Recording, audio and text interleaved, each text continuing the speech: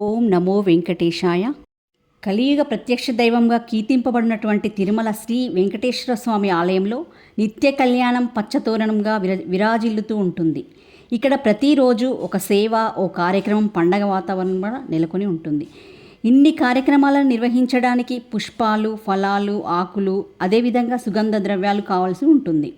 ఇలాంటి నేపథ్యంలోనే తిరుమలలోని స్వామివారి పాదాల చెంత స్వామివారి కైంకర్యాలకు కావలసినటువంటి పుష్పాలను పండించడానికి తిరుమల తిరుపతి దేవస్థానం స్వామివారి ఆలయానికి దక్షిణాన ఉన్నటువంటి 7 ఎకరాల స్థలంలో శ్రీవారి పుష్ప ఉద్యానవనం పేరుతో ఈ ఉద్యానవనం స్థాపించడం జరిగింది.